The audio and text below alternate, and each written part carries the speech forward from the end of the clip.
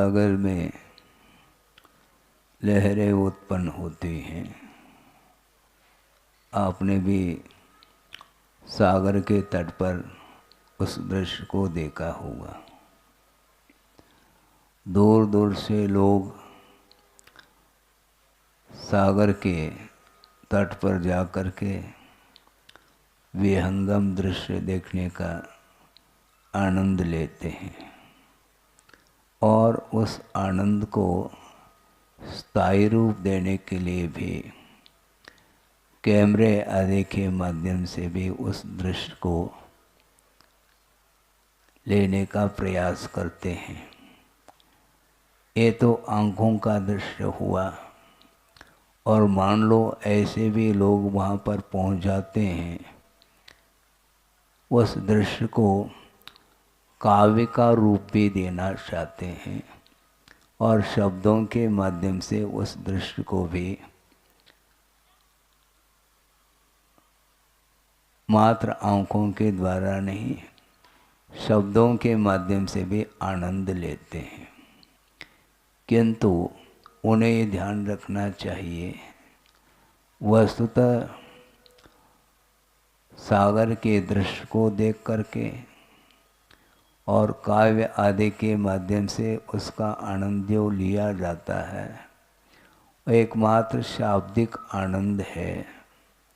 किंतु उस सागर में डूब करके जो आनंद लिया जाता है, वह किनारे पर रह करके आनंद लिया नहीं जाता।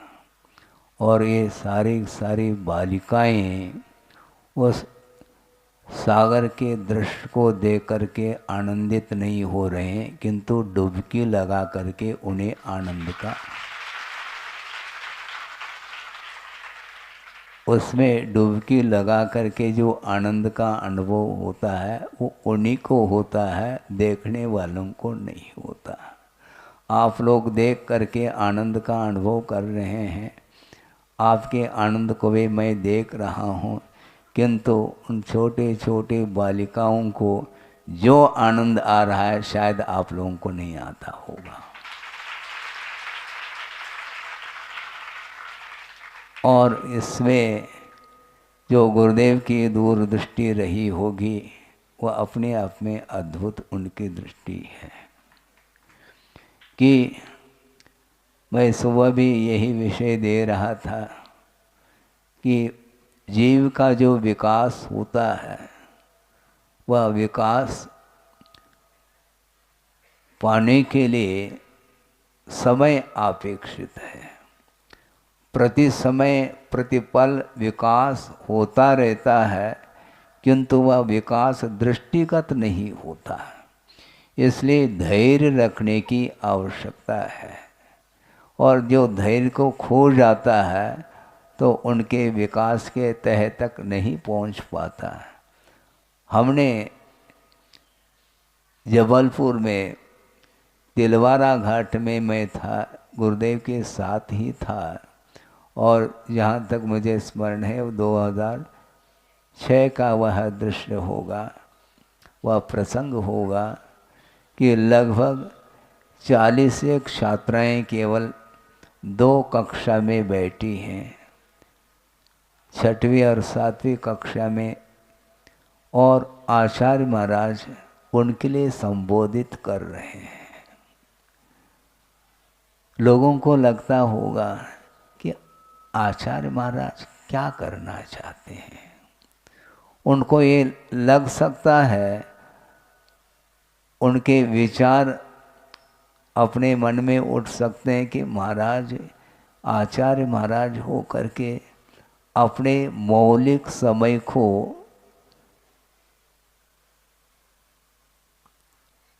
इसमें लगा रहे हैं, इससे कहाँ तक क्या परिणाम निकलने वाला है। समय सारा निकल रहा है, इसमें कुछ विशेष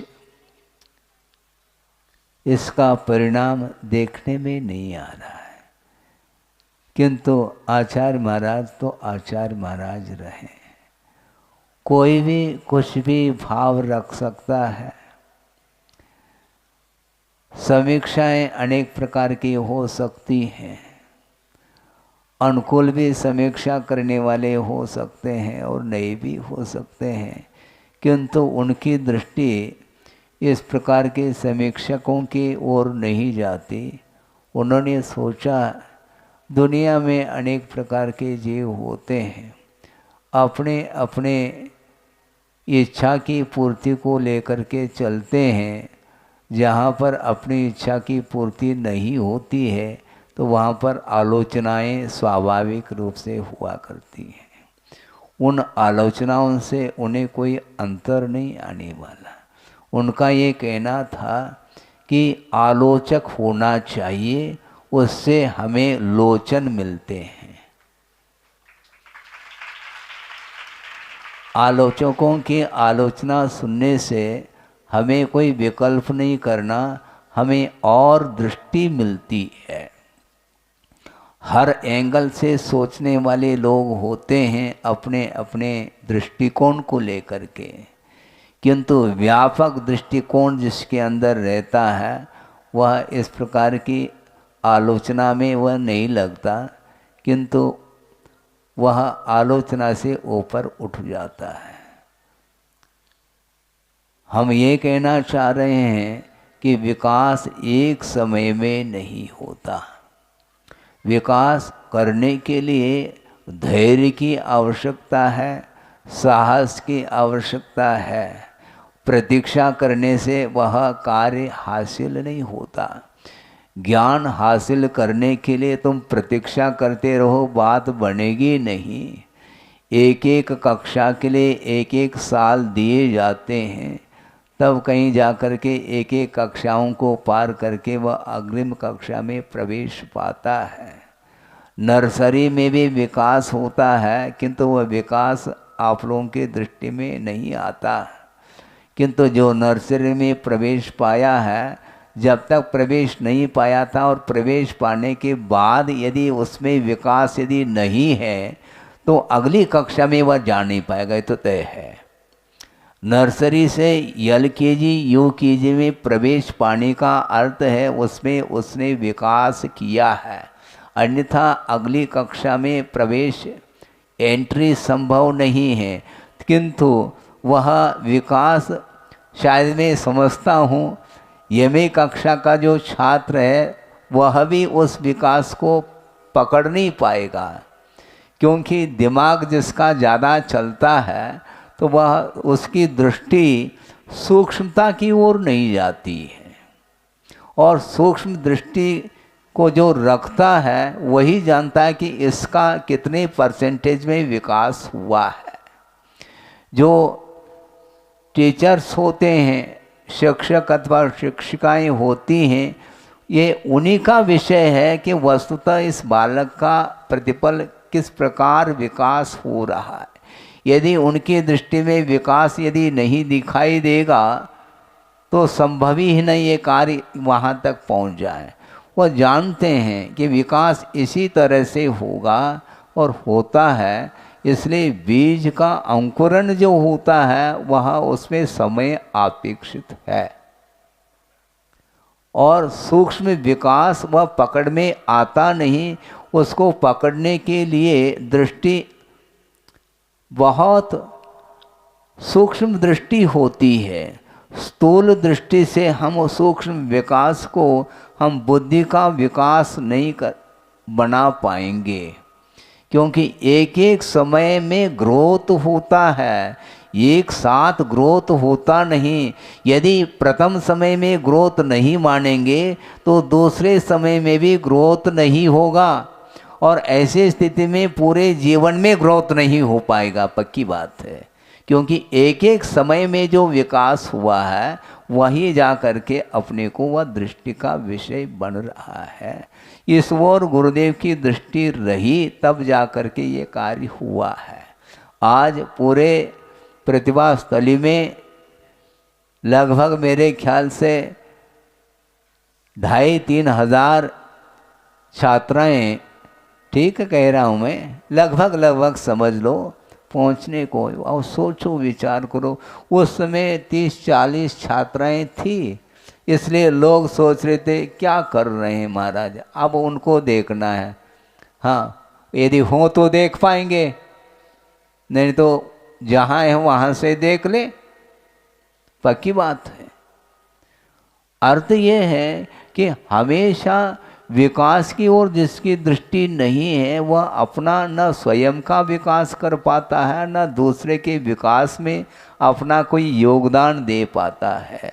इसलिए व्यापक दृष्टिकोण होना चाहिए। और गुरुदेव ने एक दोहा दी है हम लोगों के लिए, वो सामने रख रहा हूँ, उनकी दृष्टि देखो। पंख नहीं, हाँ दोहा याद है सब बच्चों के मुख में, वह दिया शायद मैं भूल सकता हूँ, उसमें वह सहयोग देंगे, पक्की बात है।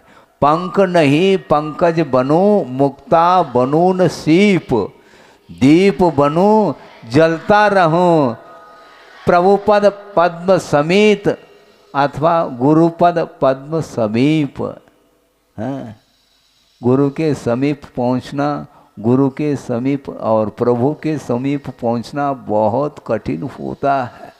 हम बार बार कहते हैं, और इन बालिकाओं के सामने हम इन बालिकाओं की कोई समीक्षा नहीं करना चाहता हूँ, किंतु इन बालिकाओं के जो पालक हैं, अभिभावक हैं, उनकी ओर दृष्टि रखो, वो क्या सोच रहे हैं। अब उनको समझ में आएगा कि वस्तुतः विकास इस ढंग से होता है। पंख नहीं, पंख का अर्थ कीचड़ होता है? उसके संपर्क में आने से मलिनता आती है। इसलिए पंख नहीं पंकज बनूं का, पंकज का अर्थ क्या? हाँ, कमल है। पंके जातः पंकजः, जो पंख अर्थात कीचड़ में उत्पन्न होता है उसका नाम कमल है। किंतु हमें पंख नहीं बनना, किंतु पंकज बनना है, क्योंकि जो कमल बनेगा वह प्रभु के अथवा गुरु के चरणों में जाने का अवसर प्राप्त होगा। इसलिए गुरुदेव ने स्वयं के लिए ही उन्होंने इस प्रकार की भावना रखी है अपने आत्म विकास को लेकर के। मैं पंख नहीं पंकज बनूं, बने ऐसा नहीं कहा, बनूं, क्योंकि मैं स्वयं बनूंगा तो दूसरे भी बनेंगे। हम स्वयं धर्ममय जीवन बनाएंगे अपने जीवन को, तो सामने वाले का भी जीवन धर्ममय बन सकता है, उसके बगैर संभव नहीं। इसलिए स्वयं उन्होंने धर्म को आत्मसात करके और विश्व के लिए भी धर्म का क्या स्वरूप होता है उसको उन्होंने रखा है। जो स्वयं उजाले में रहता है, जो स्वयं प्रकाश में रहता है, वही दूसरे को भी प्रकाशित कर सकता है। स्वयं अंधेरे में रहने वाला व्यक्ति कभी भी दूसरे को प्रकाशित नहीं कर सकता। इसलिए गुरुदेव ने प्रकाश दिया है विश्व के लिए, और उनकी दृष्टि, उनकी भावना, उनकी भीतर की जो विशालता किस रूप में होगी हम अंदाज नहीं लगा सकते हैं। बार बार गुरुदेव की उपासना आराधना करते समय अपने आप को हम ऐसा महसूस करते हैं कि वस्तुतः जो साधना गुरुदेव ने की है शायद ही हम उस प्रकार की साधना अपने जीवन में कर पाएंगे, क्योंकि परोपकार की भावना के बिना इस प्रकार ये संभव ही नहीं हो सकता। स्वयं चलना तो फिर भी सरल है, किंतु दूसरे को चलाना, और उसमें भी छोटे छोटे बालक बालिकाओं को चलाना खेल थोड़ी है।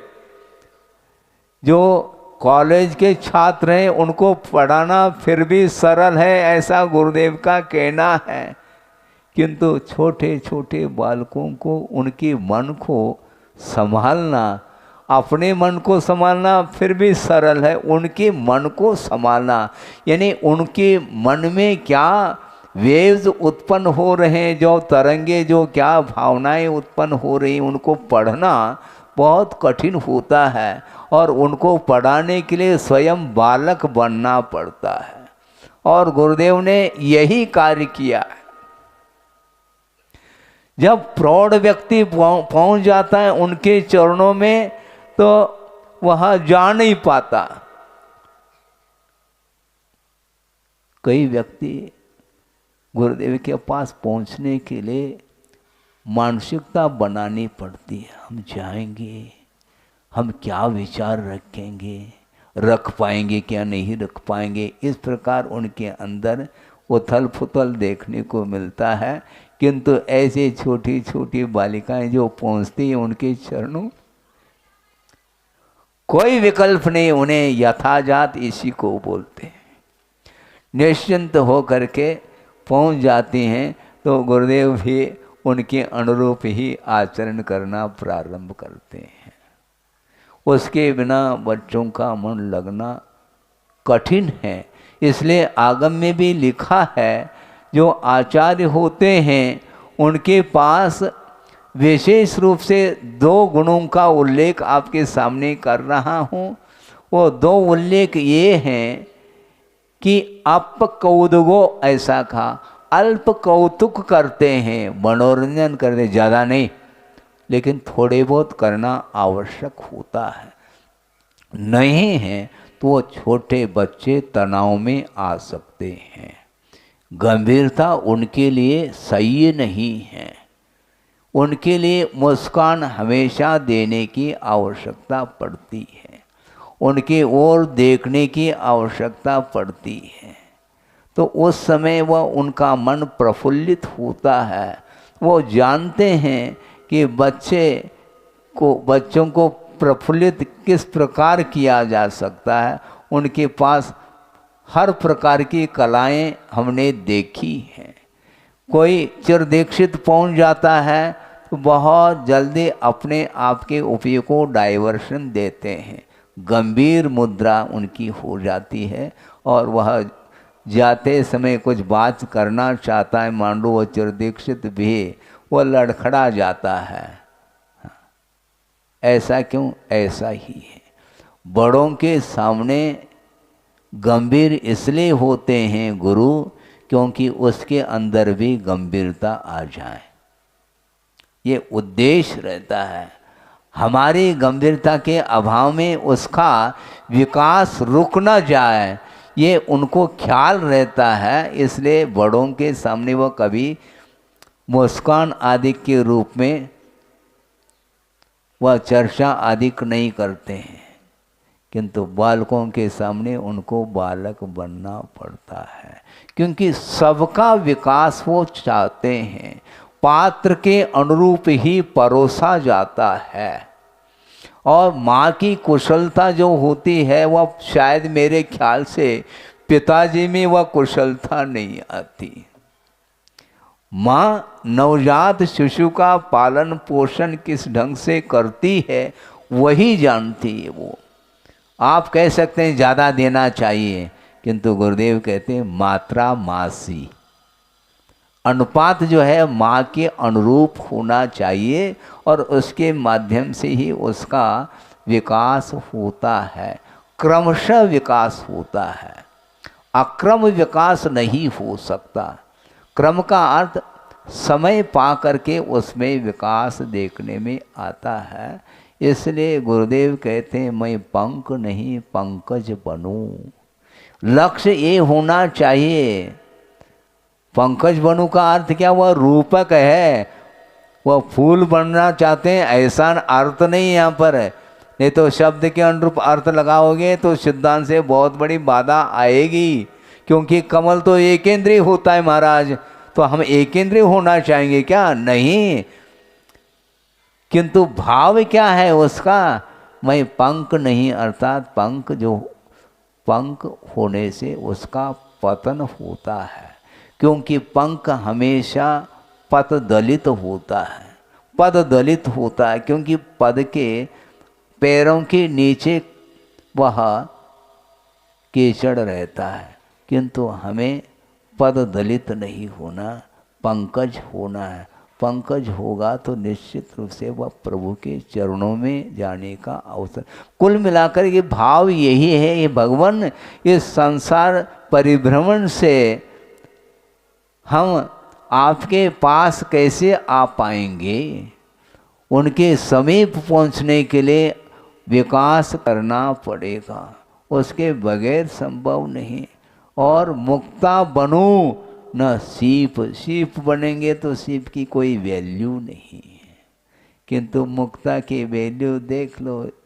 जो जोहरी होता है उसका मूल्य, उसका मूल्यांकन वही कर सकता है। इसलिए सीप नहीं बनना है, पंकज नहीं बनना है, किंतु पंख नहीं बनना, किंतु क्या बनना है? हाँ, हम भूल जाएं, इसलिए हम भूल ना जाएं, इसलिए पूछते रहते हैं ताकि हमें याद हो जाए। हाँ, क्योंकि भूलने का समय आ रहा है ना, और आप लोगों की स्मरण शक्ति बढ़ रही है, क्योंकि विकासोन्मुख है आपका जीवन। इसलिए दीप बनूं जलता रहूं, प्रभु पद अथवा गुरुपद पद्म समीप। गुरु अथवा प्रभु के चरण कमल में मैं दीप बन करके जलता रहूं, अर्थात आस्था रूपी दीपक हमेशा जलता रहे। क्योंकि आस्था जिसके अंदर नहीं रहेगी प्रभु के प्रति अथवा गुरु के प्रति, तो वह कभी भी प्रकाश को प्राप्त नहीं कर पाएगा। श्रद्धा की किरणें जब प्रस्फुटित होगी, उसके माध्यम से ही आत्मा का अवलोकन होने का अवसर प्राप्त होगा।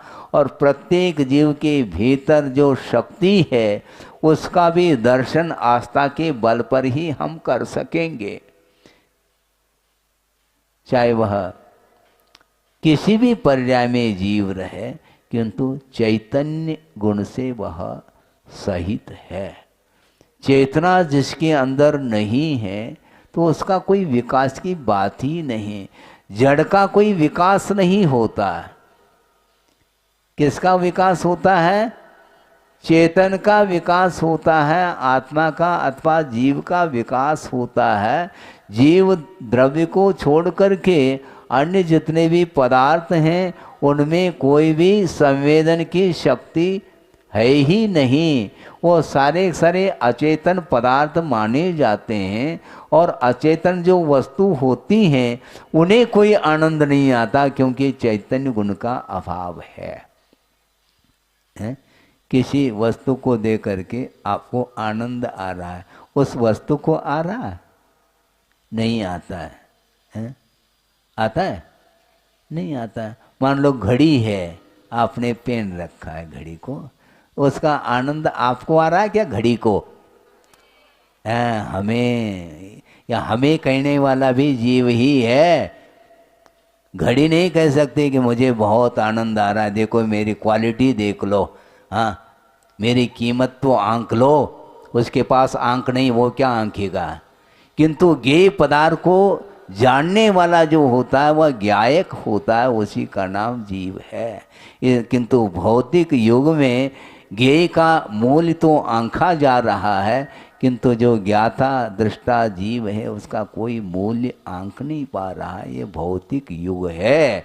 इसलिए लौकिक क्षेत्र में जो कुछ भी पढ़ाई हो रही है, विद्या का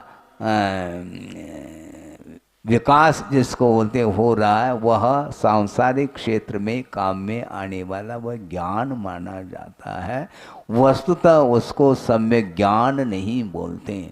और किसी ने कहा था, किसी ने क्या अभी निवेदन करने वालों ने कहा कि महाराज सबकी ओर से हमारे लिए अल्प ज्ञान दें, ऐसा कहा, थोड़ा बहुत ज्ञान दें। उनका आशय तो पूरा ही था, लेकिन फिर भी उनका ये भाव था कि हमें थोड़ा बहुत भी मिल जाए तो उसको हम डाइजेस्ट कर पाएंगे, ऐसा उनका भाव था।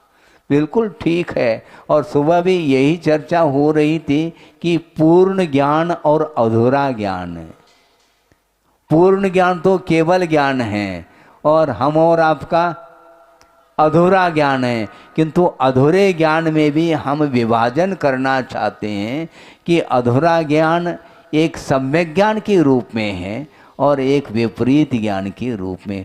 दोनों अधूरे हैं, किंतु जो विपरीत ज्ञान है, मिथ्या ज्ञान है, वह संसार में काम में आने वाला है। किंतु जो सम्यक ज्ञान है वह मुक्ति तक पहुंचाने में अथवा केवल ज्ञान को प्रकट कराने में वह साधकतम है, ऐसा कहा है। इसलिए सम्यक ज्ञान चाहे थोड़ा हो चाहे ज़्यादा हो, वो पूर्ण ज्ञान के लिए वह उत्पन्न कराने में वही ज्ञान समर्थ है। इसलिए उस ज्ञान से हमें प्रयोजन है, भले ही वो 2 अक्षर का भी ज्ञान हो, हमें कार्यकारी है ये कहा है। ज़्यादा से कोई मतलब नहीं, क्योंकि वस्तुतः ये जो मोक्ष मार्ग में जो ज्ञान काम में आ रहा है, ये अपने आप में कुंद कुंद स्वामी ने कहा है। क्या कहा है? जिनेंद्र भगवान के जो वचन हैं वे औषधि के काम में आते। जिन वयन मौसह मिनम, ऐसा कहा। जिनेंद्र भगवान के द्वारा बताए गए जो वचन हैं, शब्द हैं, वे औषधि के रूप में। हाँ, और औषधि जो ली जाती है भरपेट नहीं है ना। इसलिए आपने सही कहा कि थोड़ा बहुत हमें मिल जाए तो थोड़ा ही दिया जाएगा, और हम भी ज़्यादा नहीं लेते हैं, क्योंकि औषधि तो औषधि मानी जाती। औषधि भोजन नहीं है, ध्यान रखो। औषध दान अलग होता है और आहार दान अलग होता है। आहार जो लिया जाता है वो भरपेट लिया जाता है, भले ही नाश्ता में थोड़ा लिया जाता है, ये बात अलग है। भोजन में ज़्यादा मिलेगा है, इसलिए भूख मर न जाए, इसलिए थोड़ा बहुत नाश्ता में परोसा जाता है। उसी प्रकार हमारे लिए मोक्ष तक पहुंचाने वाला जो ज्ञान है वह अत्यल्प मात्रा में भी हो तो हमें कोई भी विकल्प नहीं, क्योंकि उसके पास भी मोक्ष तक पहुंचाने में सामर्थ्य है, योग्यता है। इसलिए जो योग्य ज्ञान जो होता है वह सम्यक ज्ञान ही माना जाता है। बाकी जो कुछ भी ज्ञान है वह सांसारिक क्षेत्र में काम में आने वाला है। इसलिए समय आपका हो गया, और मध्याह्न में आज 14 होने के कारण बड़ा प्रतिक्रमण है। उसके बाद लगभग 3 बजे के आसपास पुनः आपके लिए थोड़ा बहुत और जो रह गया है वह ज्ञान दिया जा सकता है। अहिंसा परमो धर्म की जय।